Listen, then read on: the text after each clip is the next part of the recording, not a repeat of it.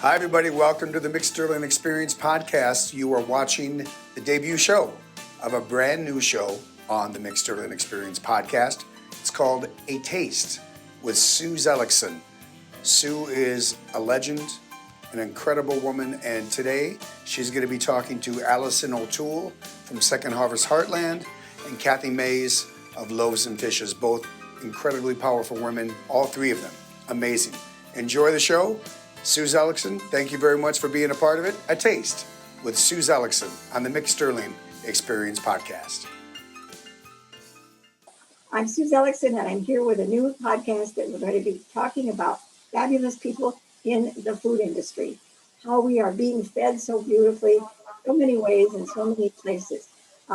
We've been through couple of bad years now, and we're going to come out of this ahead. So I'd like to introduce you to my first taste treats, because it's called A Taste with Sue Zelickson, Allison O'Toole from Second Harvest Heartland, and Kathy Mays from Loaves and Fishes, both organizations that I have known ever since I was in the food business, and have they come a long way, baby. Allison, do you want to tell us a little bit about yourself and how you got involved with Second Harvest? Sure. It's such a pleasure to be with both of you, but Sue, this is just such a fun idea, so thanks for having us.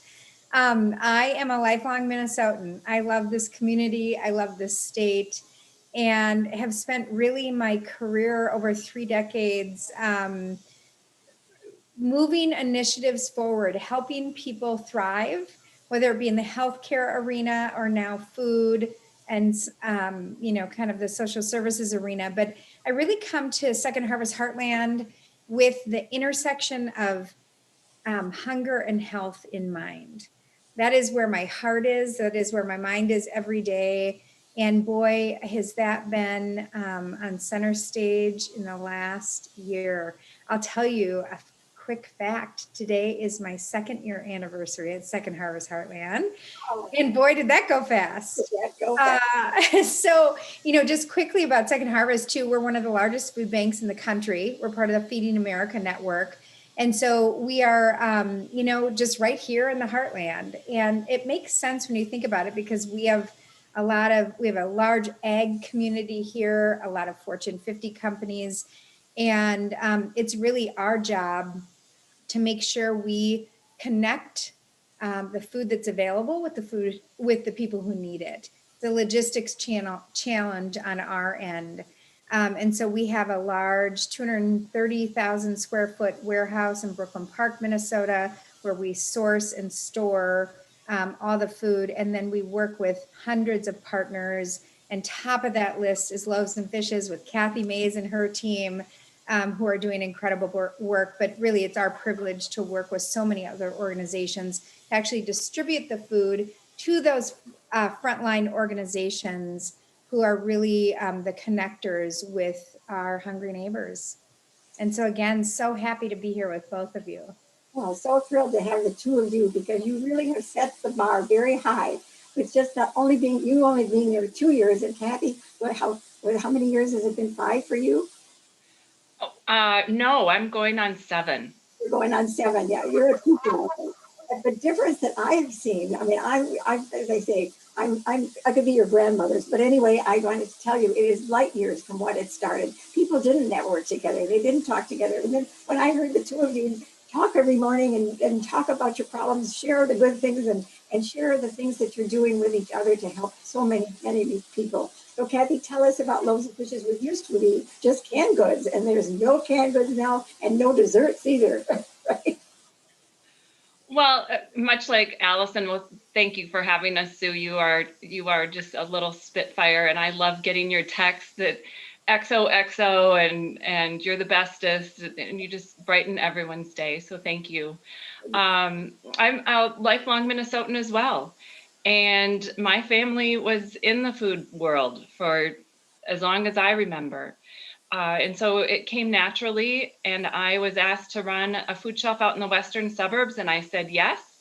And I did that for 5 years and found this opportunity with Loaves and Fishes, and I said yes again, and continue to work our system and bring the people together. So you're right, even 12 years ago, it was not as collegial as it is now. So happy about that. We have a great team, and we serve meals. We're the largest free restaurant in Minnesota, and proud of that, and growing every single day. Just think of you. You're the largest food bank in the country. That is really something. And you serve, you want to tell the numbers both of you serve? Because that is astounding. That this year you've broken all records, and necessarily, but really in a pandemic, you had no idea how you were going to have to rotate and change all the things that had been in the past because of the needs. So it's just amazing. So let's tell some of the facts of how things have changed. Allison, we'll go back and forth. Yeah, I'm happy to. And I can't wait to get to the part where we can talk about how my grandparents were Kathy's grandparents. We were in the pharmacy business. She's in the restaurant industry, and we can talk about that for hours, I suppose. But the questions are fabulous. Okay. Yes. But really, this year we are in the fight of our lives, Sue.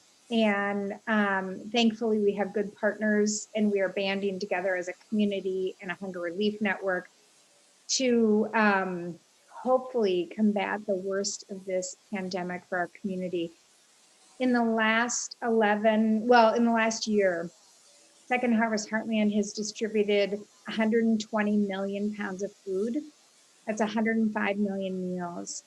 And that is just, to our team, we have a great team too, and Kathy knows that. I know how great her team is too. We've been working really around the clock to make sure people have what they need. We'll talk about Minnesota Central Kitchen a little bit too, because Kathy and I partner on a number of fronts with our organizations. Minnesota Central Kitchen is distributing prepared meals with the help of other organizations like Loaves and Fishes, and we've just hit the 1.3 million meal mark on that. So we're seeing volume about 30% greater than we did before COVID. And how do you partner? This wonderful marriage that you have together. Kathy, I know she just beams every time she talks about it. It's like two people meeting that are doing the same thing and had good roots, and it's all come together and helping millions of people. So Kathy, how did I remember, Sue, it was March. I had just gotten back from a trip to Georgetown University, and the pandemic hit. And I remember being on the phone with Terry and Allison and our director of operations. And I said, we got to figure something out. People are really going to need us. We need a kitchen. We need a chef. We need something. And I remember exactly where I was standing in our house on a landing. And it was like, we all just said, yes, we can make this happen. Oh, and there's my dog. Okay, go. And I just remember thinking, we can do this. This is doable. Not knowing it was going to be a year long. I thought it would be like maybe 3 months. We could do 3 months. How many have you been serving them this last year? How many meals have you been serving, and differently than your mission was in the beginning? Mm-hmm. All of our meals now are in a to-go container. So it's all drive up and take out. And last year we served about 1.3 million, and this year we served 4.4 million meals. That is astounding. And did the new kitchen that you got, that's a brilliant thing that just happened. It's not too much. Well, we now have a kitchen, but we couldn't have done it without Second Harvest in the beginning, and even today with Minnesota Central Kitchen, because we had to turn volunteers, away because of fear and just proximity. And so it all worked out. For some reason, it always works out. Doesn't it, Allison? Yeah, and it's I would say Minnesota Central Kitchen was born over a weekend. It was. Mid to late March, Kathy. I'll let the dog out. When everyone was on the phone, and this tsunami was coming at us, Sue.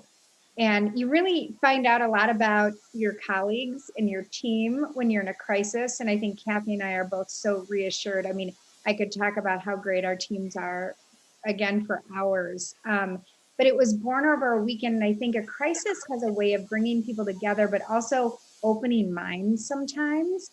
And you just start thinking in new ways. It was at the same time, Sue, that restaurants were closing. So you have other partners, Chow Girls was at the table right away with us. And, they're thinking about what they're going to do. They're still at the table. Loaves and Fishes, Chow Girls, and Second Harvest Heartland are co-founding members of Minnesota Central Kitchen. All women run and owned. Yeah, but it took, it was just, a real spark of creativity across our teams and the grit to make it happen. And it is going stronger than ever. I was mentioning this morning, I'm sort of chilled today. I was outside this morning at a new partnership we have in North Minneapolis with Minnesota Central Kitchen. About 50% or more of the meals that we produce through Minnesota Central Kitchen go to Kathy's team, and she's and all her sites, and then about another half of them are through some other organizations. And I was out there this morning at Appetite for Change, seeing how it was working, and it's amazing. After you think about that one weekend, Right. and that initial conversation, and now what we're doing together, it's just It's Kathy's house that she's refurbishing while she's doing all this. Well, Allison, you know what? And I laugh and cry at the same time, because for us to have done what we did, we would have been in strategic planning for 5 months.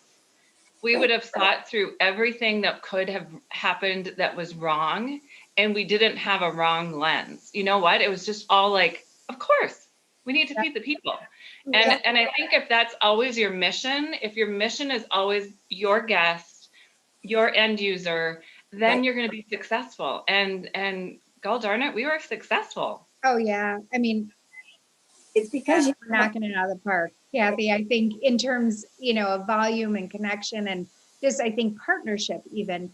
The funny thing too is that a crisis, I think, gives you the freedom to experiment in a way that you don't have in normal times, that we don't have a no lens, or we can't do this lens. I think that's a really important point, Kathy. And it's all worked. And the partners that you've gotten, the chefs that you've been able to hire that have not had jobs because their restaurants have closed, and the volunteers that come out of the woodwork. In fact, you have to even turn some away because of the pandemic. And it's just pandemic, excuse me. And I think the thing that comes out every time I think of the two of you is friendship. You have joy in everything you do, and you treat your people that come, not only your staff, not only the people that come to volunteer, but the people that are coming. Kathy told me stories about, you treat them like they're your friends. Many of the people that are coming now, especially this last year, have never had to go and ask for food. They've never had these problems before. They're embarrassed about it, but it's a need. And I mean, just thinking about what's going on in Texas now, you just want to cry, because they need you guys down there to help them as well. But I think that, tell us some of the stories. I know, Kathy, you go out on the weekends in a truck and yourself and giving out the food, and it's just never happened years ago. And so tell what happens when you do that. Well, they don't let me drive the truck, so I'll be really clear on that. Kathy, you're not allowed to drive the trucks. No, we go down to the streets of Minneapolis and St. Paul and do street outreach, and really, it's a benefit for our organization in many ways. It's a benefit for the people that we're serving. It's very systematic. We start at the same time every single Saturday, and we end at the same time, and it's late at night.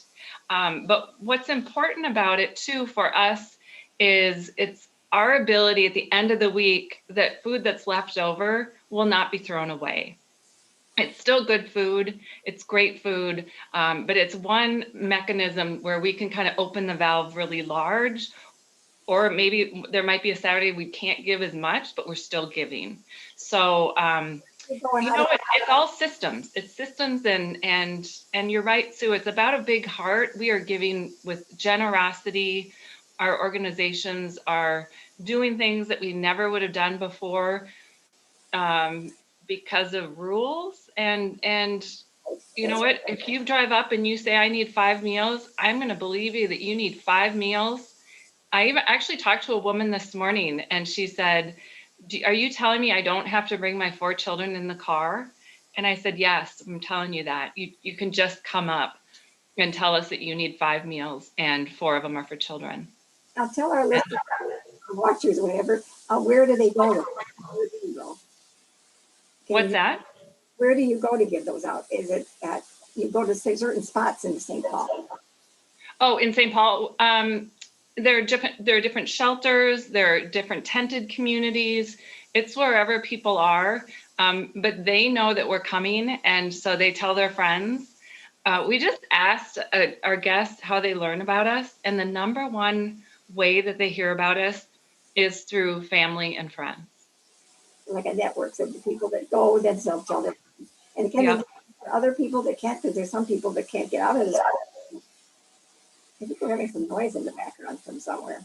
Yeah, if they can't get out, somebody can always deliver it to them. You know, they can have a friend come and pick up food and deliver it. And we just have to operate that way right now. Now, from all your spots, you're the ones that are the distributors, but Second Harvest is it too. Where do people go to find? How do they find out how they get to these places? If it isn't, I mean, it's true, a lot of it's free stuff. But say that somebody's living alone and they need food, and what do they do? You know, first and foremost, I think they can go to either of our websites for sure, to find a food shelf in their area or a meal site in their area. So there are a lot of ways, you know, you can do that through the state, you can do that through Hunger Solutions Minnesota, our website, Kathy's website.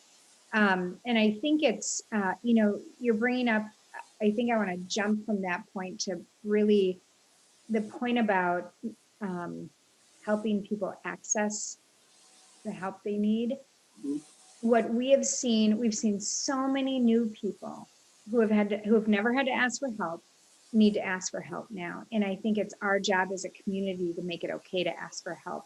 And so that means, you know, keeping an eye on our neighbors, and having conversations with people to make sure that they know how to access the help, and whether that be through a website or talking to another friend or family member, another organization that they're connected with, they can get there. We also are doing, you know, we both, our organizations have large social media presences. We have a large presence on social media. And I think, you know, Sue, you mentioned this, our team does a lot of that, and about 96% of people have cell phones and use them. And so that is a real way that we get the word out. And I know Kathy's team is strong in that area as well, but that's a big way to do it now. And they can come, they don't need reservations, they don't need to sign up, they can just come to these locations. And I think there's over 50, did you see Kathy alone has like 50 locations where people can go? Yes, right? We do. You know, and I would also add Allison 211 is another great resource, United Way 211, if they need to call. Yeah, and a lot of people say, well, the restaurants are opening. Aren't you going to open? And here's why we can't open. We can't say no to anyone. We can't make reservations. We can't tell people you have to make reservations, and we have to be safe. So we will stay with our model for as long as we possibly can, and until we feel it's safe again. For right now, it's working, and people seem to really like it. They don't have to spend a lot of time, and they get amazing food. And the food can be reheated when they get it home. It's a full meal, and they can come back every day for. What are the hours too? They can go. Is it all day? They're usually dinners from 5:30 to 6:30, or lunches from 12 till 1. Okay. But they're all different and all different days. So you just have to go to the website or give us a call. So when you say changing, I remember the first time I met you, you took me to one of the places, and I watched, and they were serving these fabulous healthy meals, and I've always teased you because no dessert, and that was your philosophy. And now you changed things. They weren't going to just get canned goods and things that were leftovers. These are healthy. In fact, for a while, you had the farmers that were growing the food, and not right now, but it just shows you that the goodness, it's all good. There's nothing bad about it at all. The Second Harvest, I remember, and I think I told you this, Allison, the first time I went there with Wayne Kostrowski many years ago, we were overwhelmed at the audacity that they think that these mothers that need the food for their babies, there was not even a bus to get there. And so now you've made these new buildings that people can get to on a bus, can find the things. In fact, we looked there, and in those days, most of that leftover food went to the pigs. And we would always say the pigs were being fed more than the people that needed it. And it's what a change. It's been like a 100-degree change. Yeah, I think, I'm so glad to hear that. We need to keep changing to do things better. And I think that's our challenge now. We've learned so much in the last year. What are we going to keep doing? And what are we going to, what changes are we going to make permanent? But about 2 years ago, when I started with Second Harvest Heartland, we put a nutrition policy in place that said we're not going to take candy or soda anymore. And because you can imagine how candy and soda get your pounds pretty, they're heavy. Yeah. So we have a nutrition policy in place.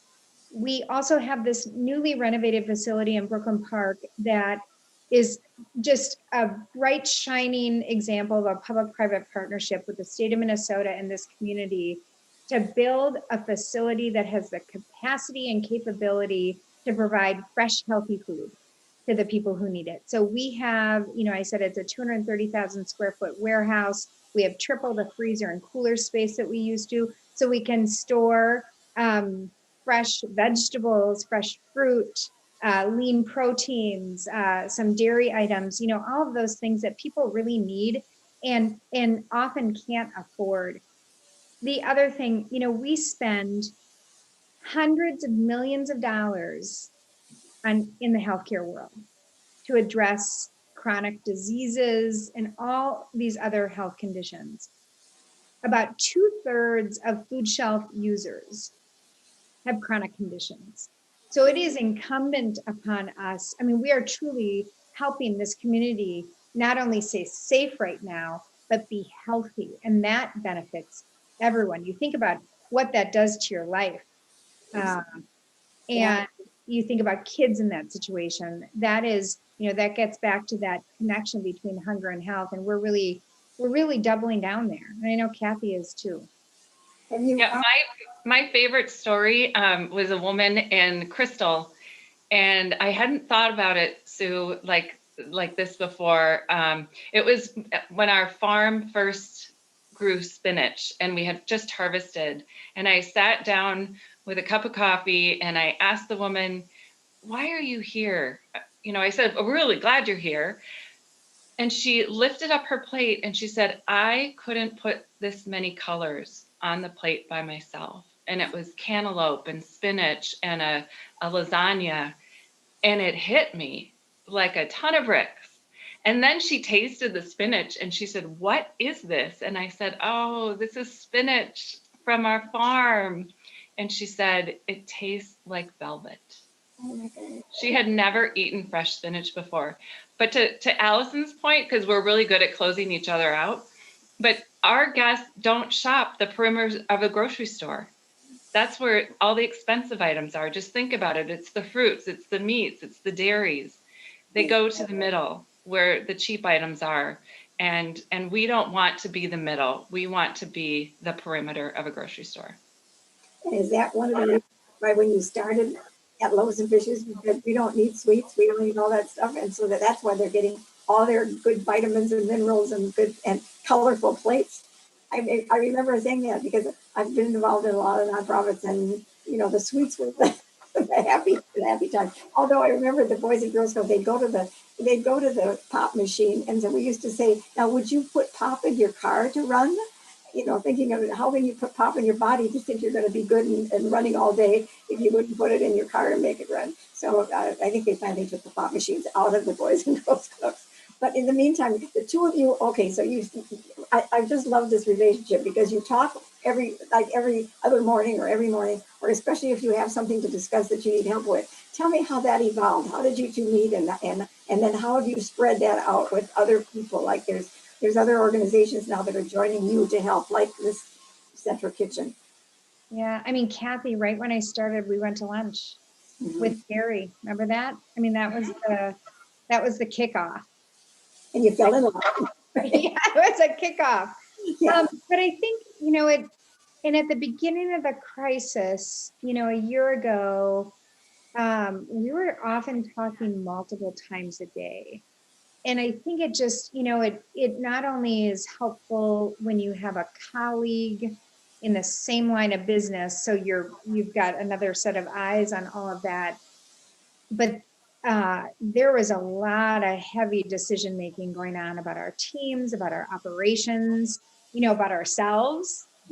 And it helps to have someone at your side that you trust. And I think, right away at the beginning of that, we met for lunch well before the crisis began, but right at the beginning, like in March, we just were kind of in lockstep. And I just can't even tell you how important that's been. We don't talk quite as often now, but that also is okay because we're not in like this insanity. We're managing in a different way. But there are, I talk about the heavy decision making. There are decisions I've had to ask for things that I had no idea. It wasn't even on my radar. We've had to make decisions, huge decisions that we hadn't probably ever contemplated. And it's good to have another set of eyes and ears with you when you're doing that, to gut check and to debrief, to get support. I think it's been really important. And how have you gathered other people to become? And how did the Loaves and Fishes and Second Harvest become involved with the chef, the whole chef and the central kitchen, getting them all together? Because that was a major part of you getting the meals made before you got your kitchen, Kathy. Yeah. Well, the central kitchen kept us alive. Right. There was no way we could have done 4.4 million meals without having, kind of heat and serve pans of food ready to throw in the oven, and then mix a salad and some fruit, and then serve triple the amount of people that we would normally serve with less than half the amount of hands-on in our kitchen. But I want to go back to Miss Allison, because there was something else that was very important. Okay. What? Oh God, because it's bad right now. We remember when all the salons were closed too? We would have a little check to see how our roots were doing. Because we were doing a lot of media right at the beginning. We still do, but like right at the beginning, and it was getting so bad, Sue. It was so bad. But we were just trying to keep our staff together. We were trying to keep everybody happy, doing the right things. We were trying to meet the needs. Nice. And then our hair just looked terrible. I was about ready to just start wearing baseball caps. But that is human. That is so human and so beautiful. Well, and I mean, everyone can relate to that. At some point when nothing was open, my hair had never been longer. And it was just, we were just doing whatever we could to look quasi-normal at the time. So Zoom has done many good things for us in this time, right? Yeah. On each other. But we didn't feel normal. I remember thinking, I do not feel normal. It was minute by minute decision making. I can't think of it any other way. Yeah. It was like this long crisis with little spikes of crises, and you were just reacting. And I just remember telling myself, no one is going to remember you in the good times and how you acted. They're going to remember how you were when it was really tough. And that's really why I think Allison and I needed each other, because it was, you could be emotional, but you really had to keep it together for everybody that was around you. And that's not always easy. No, it was enormous pressure. It still is. It just, after a while, I think we're managing it differently because it's not coming so quickly at us. We know more. We're working consistently at a volume now that it's not as changing as wildly as it was. It's still the highest level of hunger that we've ever seen, but it's not spiking like it was. So it's hard to predict the future, but what do you see? Do you think that some of this pivoting you will keep going, or will you go back to the way you did things before? You won't. My motto right now, Sue, is that we're not going back to normal. Okay. And for a number of reasons, I think, and Kathy mentioned some of this, we are like sponges. We are learning still every day about what's working and what's not. I think the team also has opened up into this creative chapter.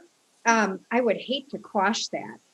That is really good thinking. We have to keep that going, but there's some magic about the efficiency of the operations right now and how people are accessing them that I think we need to pay attention to. That's the drive up and the to go and all that. But I also think so all the operational items, some of the things that we're not going back to normal. But one of the things the pandemic really uncovered, and also the uprisings around George Floyd's death and all of that, was the horrible disparities that we have in the state. I always, we've talked about how we're lifelong Minnesotans. That is one thing I am enormously embarrassed by after being here my entire life. And we have to get to the bottom of that. And this pandemic has pulled back that curtain like nobody's business. And, it is Black and Latino, Asian, Indigenous populations facing at least twice the levels of hunger as their white counterparts. We just can't let that keep going. And so we're going to get really smart about how we reach those communities. That's what I was doing this morning, trying to figure out where the highest need is and target our resources where we can have the biggest impact. But Sue, you also think about what our teams are doing. We're not at the office. We've got a warehouse team. Our frontline team at Second Harvest Heartland is there. And I am there many, many days. But I think there's going to be increased flexibility on just how we work going forward too. Yeah. And increasing how the neighborhoods are going to look and how the buildings are going to be and who's going to be in. We're going to have a lot to deal with, but you are mending and you are nourishing and you are doing so much in the kind ways that you do it. No one has to be embarrassed to go and ask for food these days. You're there with a smile. And Kathy, I know, you're right out there. Taking a tour of both of your places, it was just enriching because it's light years from what it used to be. And it's like big business, but it's with a heart, and that makes all the difference in the world. The people that are working with you, the volunteers, all are so proud to be part of this. And so are you both looking for volunteers? And also, I know that you're doing fundraising in a different way completely than we used to. How is that impacting how your funds are coming and your volunteers are coming? We have scaled back on volunteers, and our large volunteer teams have scaled themselves back in their own way. But that doesn't mean we don't need volunteers. In fact, we've had kind of a new generation of volunteers that come in, just as a couple or as a family. And so we can, definitely continue to use our volunteers safely. Fundraising, I don't think we're going to have any events this year. We just aren't. And so we're going to really rely on the generosity of our donors to understand that our job right now is to feed the people. I can't even think of stopping and trying to think of a gala. That's just not even anywhere near my head. I want to say one thing that I believe people think that just because we turn the calendar, all is okay. And it is so not okay. I led during 2008 when we had the recession. And I'm going to tell you, Sue, the people that were hurting then, I don't believe ever fully recovered, to Allison's point.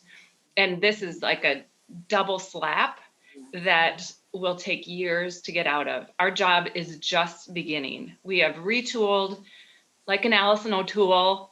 We have retooled and we are, ready to meet the needs because it's only going to continue to snowball, and we have to be there to help. And that's why I think these conversations are so important, especially as we've turned the calendar, because that always brings newness. It took me about a week into the new year to get my feet back on the ground. for various reasons. But, a vaccine's not going to cure food insecurity. No. And we have a long road ahead of us. And as Kathy said, we're going online with all of our events and our fundraising, of course. None of them are going to be in person. But my main message to this community is, and I know Kathy joins me, is not only thank you for stepping up, but we need you to continue to stick with us because we have a long road ahead of us. The research we have says that the levels of hunger we're seeing right now will last at least 18 to 24 months. And then there's a tail end of that. I've also been hearing when all that help kind of runs out from the federal government, that's coming soon. I hope there's another stimulus program coming our way. But when that all runs out in the near future, in 18 months or whatever, we're going to hit another low in terms of food insecurity because people will not have recovered. All the jobs aren't coming back. And boy, if I had a wand, I'd change a lot of what's happening right now. But there's a reality that we need to keep front and center here. And I'm thrilled about the vaccine. Don't get me wrong. That's a game changer, but it does not. I know Sue got her second. I know. This is great. And my mom did, and your parents too, Yeah. Kathy, right? Oh, that was it is a game changer in so many ways, but it's not going to fix food insecurity. No. Okay, so let's get into the question. Tell in person right now, and then we'll put it on the website, is how can people find you? How can people get to volunteer, and how can they donate? Those are the three things that you need to make it able to you to serve everybody that you're doing.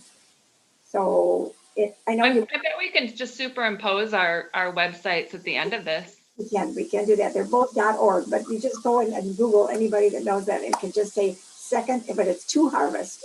toharvest.org, and you really can find all of that information on there. If you need help, it is right on our website, and you can go and search to find your local food shelf or meal program. You can donate and you can sign up to volunteer. Like Kathy, we have scaled back our volunteer operations right now, but we're still accepting some. And so that schedule's there, and we'd love people to come and help us out.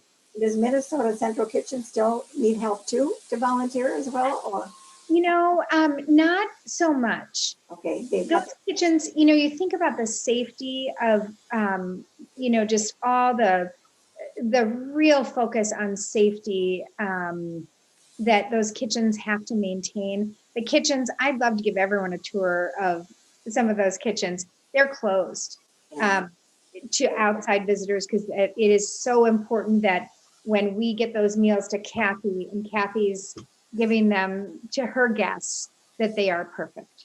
The other thing that I keep thinking of is all of the cartons and the packaging and everything that you've all had to spend money on. Is that being donated, or how do people help with that? That's a huge cut in what you have to be paying. I mean, it's a huge expense for us. And, we're becoming more like a restaurant. We're now asking, do you need a fork or a spoon, instead of just giving it to-go containers. The to-go containers are super expensive. The aluminum cans that we have to purchase, I mean, it has increased expense, but it's also increased the amount of food that we're putting out. Yeah. So, even the labeling machine that we had to buy, and that we've had to buy for some partners too. I just talked to someone at Appetite for Change this morning who is spending hundreds of dollars every week on labels. And so we get a labeling machine, we've got labels to put on so people know what they're eating, but know, if it's allergen friendly and vegetarian, etc. But things like labels cost a lot of money. Expenses are just, and then our job, they're not all volunteers, but you have to pay the staff as well. What about your website, Kathy? It's Loaves and Fishes. It's Loaves and Fishes, mn.org. Yeah, we got to put the M in. That's right. Allison, don't we have some questions for Miss Sue? We do. We sure do. Can we ask you a question now, Sue? Because I love that you are just the best at asking us questions, but you have been doing this for a long time. And what we have the question, it helps us, you motivate us, but how do you keep motivated? to keep having these conversations and to putting this work at the forefront in all of your work, really. Well, I just told someone the other day, this pandemic has been like a disease for many people, especially for people who need people. I get motivated by people. I met Kathy and it was love at first sight. I marvel at what she does every day. I said, get down off that ladder. What if you hurt yourself putting that chandelier in your house? She's sanding and scrubbing and then doing everything and then cleaning up afterwards. But I heard she didn't even have a cleanup crew. I said, that's just amazing. And Allison, you are running around doing so many things and trying to preserve your sanity as well as we all are trying to do. So this has not been a happy time. This pandemic has like legs all over it, the way it affects many people, especially people who are motivated by people. But that's meeting people and getting excited about ideas that we can expand on and do. And in fact, I just talked to someone yesterday. I talked to Nick yesterday. We've got to talk about maybe people adopting restaurants, those that are in need of help, that can't get back. Instead of being a partner or an investor, just adopt a restaurant and give them some money while they give you food and help them with their bills and with the landlords and with everything that's happening. So there's always ideas popping up, and that keeps you busy, and that's what keeps me going. But I'm not going as fast as I used to, as Kathy knows. Well, you're awesome. You are totally awesome, and you inspire and energize us. I know that. You guys inspire me, and I just love that you've taken over these big organizations with such a warmth and heart, and you're excited about it, because I've watched in the past with so many people in this industry, it was all male operated. I shouldn't really say this, but I remember going into one of the big supermarkets and saying, are any of you the manager? And they all looked at me and they said, no, there's no female manager here. And there weren't any in the industry in those years. And now we're taking over the world. And you're really doing a great job. And they thank you for every day that you do what you do, and just keep on doing it. And don't fall off the ladder, Kathy. I know, don't fall off the ladder, Kathy. I think there's something to, I think this is sort of our moment as female leaders too. It has required more empathy than normal times. And I just think, I'm all for the girl power, but this is our moment. And you've certainly met the needs in many, many ways with a full heart and with brains as well. So thanks. Keep it going. And in good taste, you're the best. Oh, thank You're the you. best. You're the best. All right. We'll hope Nick likes what we've done. Oh, good. I hope so too. We didn't even get to the down and dirty secrets of Kathy's family and my family. Isn't that crazy? Yeah. Really, and even you, Sue. my dad was a pharmacist too. I know. And I've known Kathy's family for